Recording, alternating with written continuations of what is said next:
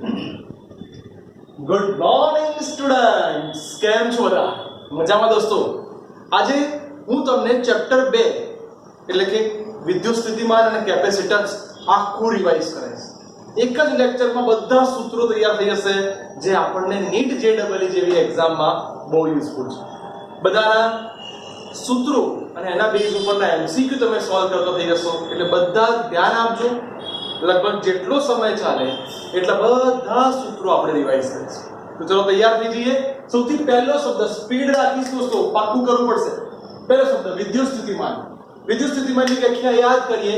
અનંત અંતરેથી એકમ ધન વીજભારને વિદ્યુત ક્ષેત્રમાંના ટ્રાય અનંત અંતરેથી એકમ ધન વીજભારને વિદ્યુત ક્ષેત્રમાંના આપેલા બિંદુ સુધી લાવવા કરવા પડતા કાર્યને પણ ક્ષેત્રની વિરુદ્ધ દિશામાં કરવા પડતા કાર્યને પણ ક્ષેત્રની વિરુદ્ધ દિશામાં શું કહેવાય? એને સ્થિત વિદ્યુત સ્થિતિમાન. એના સૂત્રો જોવા જઈએ તો V માઈનસ, કેમ માઈનસ આવ્યું? દિશા વિરુદ્ધ ઇન્ટિગ્રેશન E.dl. જો મને સૂક્ષ્મ પદ આપ્યું હોય, dl લખ્યું છે, સૂક્ષ્મ પદ છે, તો મારે સંકલનની રજૂઆત કરવી પડે. પણ જો તમને આખું પદ આપ્યું હોય તો યાદ રાખવા માટે સૂત્ર વેદ. આપણા 4 વેદ હતા, યથર્વેદ, યજુર્વેદ યાદ હશે. તેની કોઈ શબ્દ આવ્યો વેદ. V બરાબર ed, V બરાબર ed, V બરાબર ed, V બરાબર ed. બીજી વાત, સર આ તો પાક્કું થઈ ગયું, પણ જો બિંદુવત વીજભાર હોય તો? જો બિંદુવત વીજભાર હોય તો એનું સૂત્ર પાક્કું કરી દઈએ. V kq/r.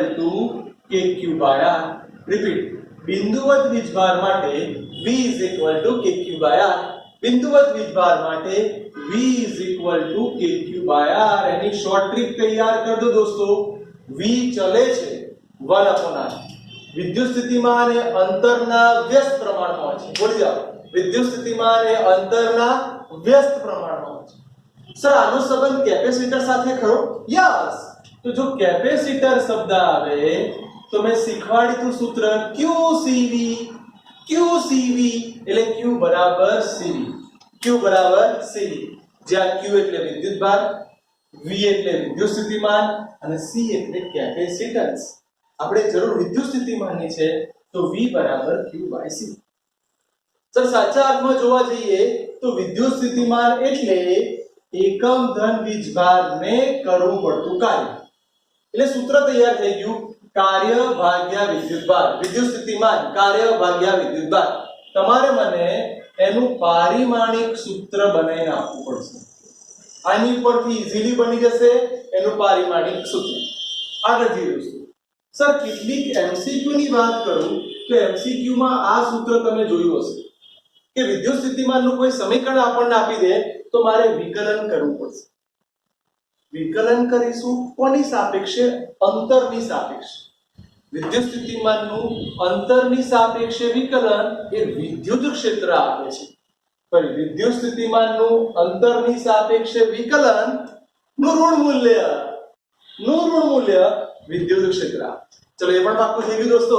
આગળ, જો સમસ્થિતિમાન પૃષ્ઠ હોય તો નામ પ્રમાણે સમસ્થિતિમાન પૃષ્ઠ કોને કહેવાય? જે પાસે અથવા જે પૃષ્ઠ પરના બધા જ બિંદુ પાસે વિદ્યુત સ્થિતિમાન અચળ.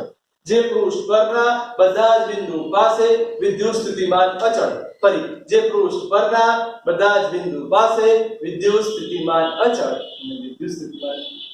સર સૂત્ર જોવા ગયા તો સૂત્ર ખબર પડી ગઈ કે સૂત્ર વિદ્યુત ક્ષેત્ર અને પૃષ્ઠ. યાદ રાખજો, આ બંને પરસ્પર લંબ હોય. આ લંબ હોય એટલે યાદ રાખવું, સમસ્થિતિમાન પૃષ્ઠ પર કરવું પડતું કાર્ય હંમેશા 0 હોય. દોસ્તો આવા એમસીક્યુ પૂછાય છે. સમસ્થિતિમાન પૃષ્ઠ ઉપર વિદ્યુતભારને એક જગ્યાએથી બીજી જગ્યાએ લઈ જાઓ, પણ સમસ્થિતિમાન પૃષ્ઠ છે તો કરવું પડતું કાર્ય હંમેશા 0. સમસ્થિતિમાન પૃષ્ઠ ઉપર કરવું પડતું કાર્ય હંમેશા 0. ચલો એ પણ પાક્કું થઈ ગયું. જો બે જ વિદ્યુતભાર હોય તો બે વિદ્યુતભારની સ્થિતિ ઊર્જાનું સૂત્ર મેં તમને શીખવાડેલું. ભૂલી જાઓ, સ્થિતિ ઊર્જાનું સૂત્ર U બરાબર kq1 q2/r. U બરાબર kq1 q2/r. U બરાબર kq1 q2/r. પણ જો એની અંદર બાહ્ય વિદ્યુત ક્ષેત્ર આવે, શબ્દ બોલું છું દોસ્તો યાદ રાખજો, બાહ્ય વિદ્યુત ક્ષેત્ર આવે તો એમના સ્થિતિમાન ધ્યાનમાં લેવા પડે. બોલી જાઓ, જો બાહ્ય વિદ્યુત ક્ષેત્ર આવે તો એમના સ્થિતિમાન ધ્યાનમાં લેવા પડે. જો બાહ્ય વિદ્યુત ક્ષેત્ર શબ્દ આવે તો એમના સ્થિતિમાન ધ્યાનમાં લેવા પડે. તો પહેલાનું સ્થિતિમાન q1 v1, બીજાનું સ્થિતિમાન q2 v2 થઈ ગયા. યાદ સર જો ડાયપોલ મૂકી દઈએ તો ડાયપોલ ની અંદર સ્થિતિ ઊર્જા સંગ્રહ આવે, એ સંગ્રહ પામતી સ્થિતિ ઊર્જાનું સૂત્ર પાક્કું કરી દો બેટા, u - p.e. કોઈને એવું ના યાદ રહે તો બાજુમાં લખી આપું છું, u - -pe cos θ. સંગ્રહ પામતી ઊર્જાના સૂત્રમાં cos θ આવે અને ટોર્કમાં sin θ આવે. બોલો, સંગ્રહ પામતી ઊર્જામાં cos, ટોર્કમાં sin. પાકું? મસ્ત. આ એક માર્કમાં ઓબ્જેક્ટિવ પૂછાય છે કે વિદ્યુત ક્ષેત્રમાં જો આપણે સુવાહક મૂકી દઈએ તો બે ભાગ પડી ગયા કે જો આ સુવાહક તો એની એક તરફ બધા ધન ગોઠવાઈ જાય, એક તરફ બધા ઋણ ગોઠવાઈ જાય. એનો મતલબ એવો થયો કે એના અંદરના વિસ્તારમાં, ધ્યાનથી સાંભળો, અંદરના વિસ્તારમાં 0 0 અચળ. બોલી જાઓ દોસ્તો, 0 0 અચળ. વિદ્યુત ભાર 0, વિદ્યુત ક્ષેત્ર 0, પરંતુ વિદ્યુત સ્થિતિમાન અચળ. અંદરના વિસ્તારમાં વિદ્યુત ભાર 0, વિદ્યુત ક્ષેત્ર 0, પણ વિદ્યુત સ્થિતિમાન અચળ. તો એની સપાટી ઉપર શું થાય? તો એની સપાટી ઉપર તમને મળશે એ તમે ભણી જ ગયા છો, E બરાબર સિગ્મા અપોન એપ્સિલોન 0. બોલી લો, E બરાબર સિગ્મા અપોન એપ્સિલોન 0. દોસ્તો આ જેટલું બી તમને શીખવાડ્યું આ કોઈ પ્રકાશનમાં આ રીતે નથી આપ્યું, એટલે પ્લીઝ આને વ્યવસ્થિત તૈયાર કરી દેજો. હજી આગળ જઈએ કે જો અવાહક પદાર્થ હોય તો દોસ્તો અવાહક પદાર્થને ડાઇલેક્ટ્રિક પદાર્થ કહેવાય. ડાઇલેક્ટ્રિક પદાર્થ કહેવાય. એના બે પ્રકાર પડી ગયા. એક પ્રકાર છે જેને આપણે ધ્રુવીય કહીએ છીએ, બીજા પ્રકારને અધ્રુવીય કહે છે, કે જેની અંદર ધન અને ઋણ વીજભાર એકબીજાના કેન્દ્રો એકબીજા પર સંપાત ન થતા હોય તો એને ધ્રુવીય કહેવાય. ધન અલગ, ઋણ અલગ, એટલે તો બે ધ્રુવ પડ્યા, એટલે નામ આવ્યું ધ્રુવીય. જો એ બંનેના કેન્દ્રો એકબીજા પર સંપાત થઈ જાય તો સંપાત થાય તો એને કહેવાય અધ્રુવીય. તમને થાય સર એક્ઝામ્પલ આપી દઉં તો પાણી છે, HCl છે, કારણ કે તમને ખબર છે કે આમાં H plus Cl minus, H2O H plus OH minus. જ્યારે આના એક્ઝામ્પલ જોવા જઈએ તો દ્વિઆણ્વિક અણુઓ થાય, O2 એટલે O ડબલ બોન્ડ N2 અને H2. સર એક ઇમ્પોર્ટન્ટ શબ્દ આવ્યો, જો રેખીય સમધર્મી ડાઇલેક્ટ્રિક પદાર્થ હોય તેનું મોસ્ટ ઇમ્પોર્ટન્ટ સૂત્ર P is equal to xi e. બોલીએ દોસ્તો, P is equal to xi e. Repeat, P is equal to xi e. પૂછાઈ ગયેલો MCQ. આ xi ને શું કહેવાય? xi ને કહેવાય માધ્યમની સસેપ્ટિબિલિટી.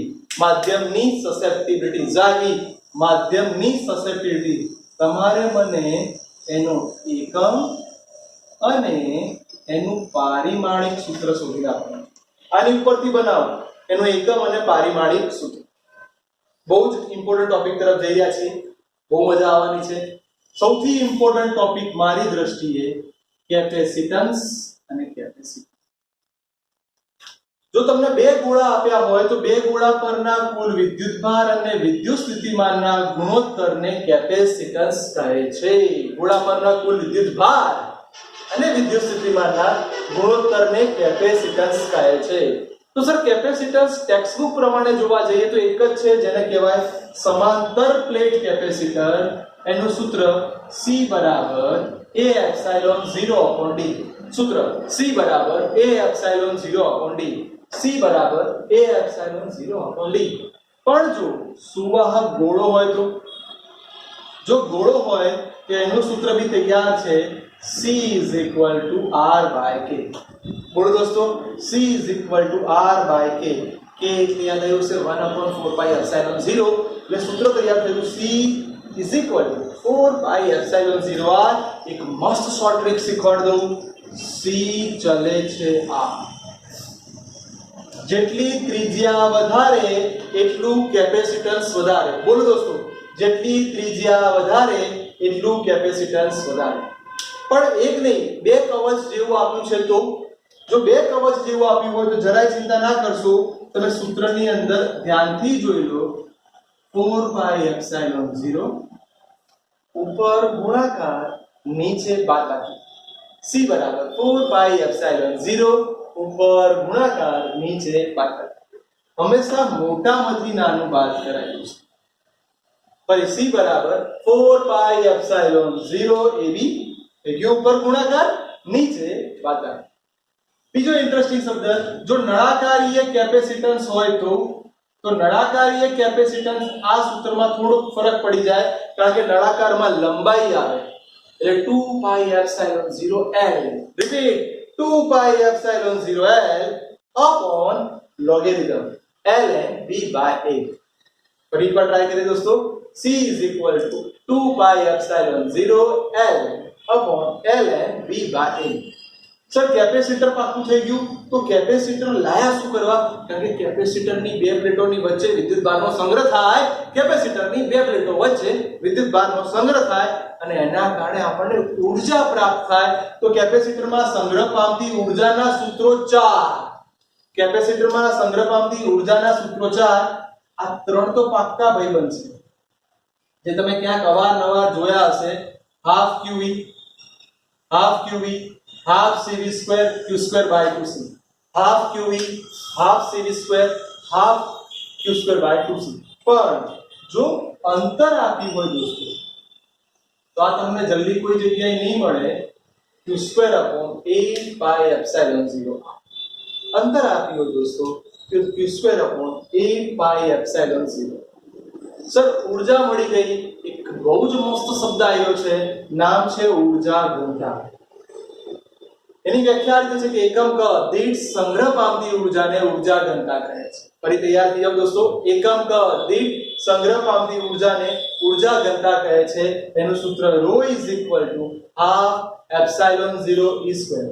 ρ ½ epsilon 0 e square.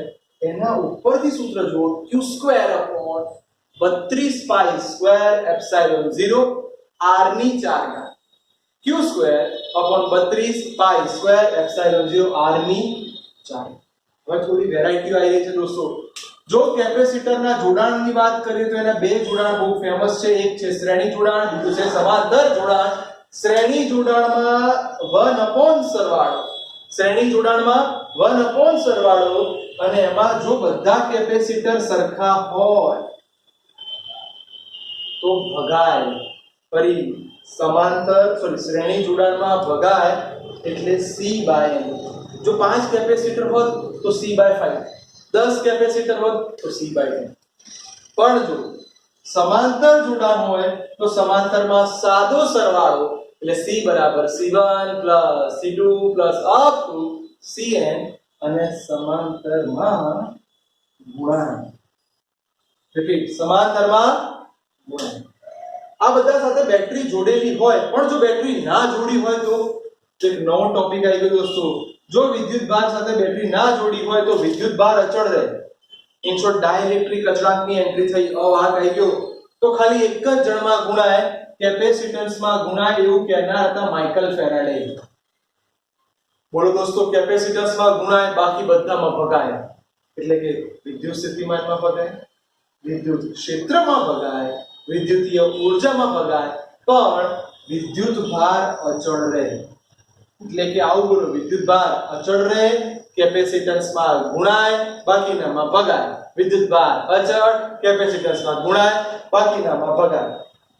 પણ આખી પ્લેટ નથી, અંશતઃ છે. તો અંશતઃ હોય તેનું સૂત્ર જુઓ દોસ્તો. સમાંતર પ્લેટ કેપેસિટરમાં અંદરના વિસ્તારમાં ડાઇલેક્ટ્રિક હોય તો બેટા મોસ્ટ આઈએમપી સૂત્ર છે C બરાબર A epsilon 0 upon D minus T plus P by K, જ્યાં K એટલે ડાઇલેક્ટ્રિક અચળાંક. આખી ડિસ્ટન્સ D જેટલા ભાગમાં મૂક્યો હોય, આ બે પ્લેટ છે દોસ્તો.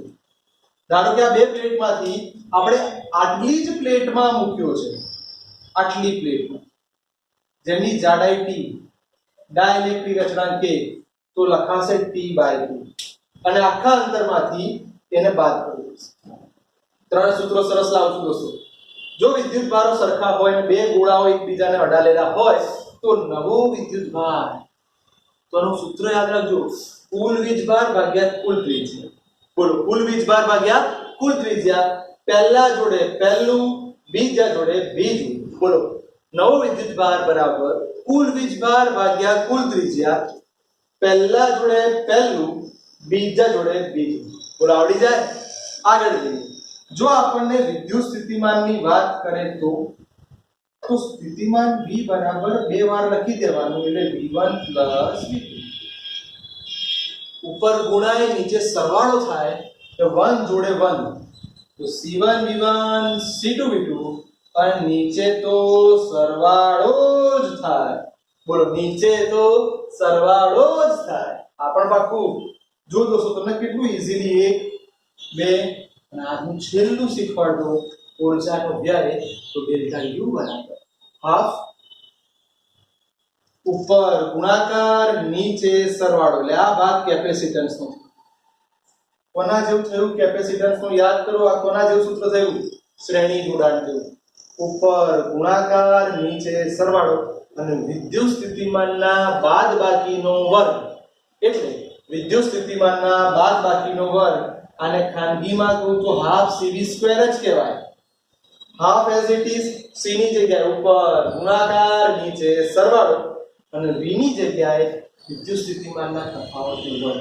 દોસ્તો, આખું ચેપ્ટર મેં શક્ય એટલો પ્રયત્ન કર્યો છે બધું જ આવી જાય. પ્લીઝ દોસ્તો, બહુ બધી વાર પાકું કરજો, સારી નોટમાં લખજો. ઇમ્પોર્ટન્ટ લેક્ચર છે આજનો. JEE નીટ જેવી એન્ટ્રન્સ એક્ઝામ માટે આ એક જ વિડિયો જોવો, આખું ચેપ્ટર રિવાઇઝ થઈ જાય. જોઈ લો દોસ્તો.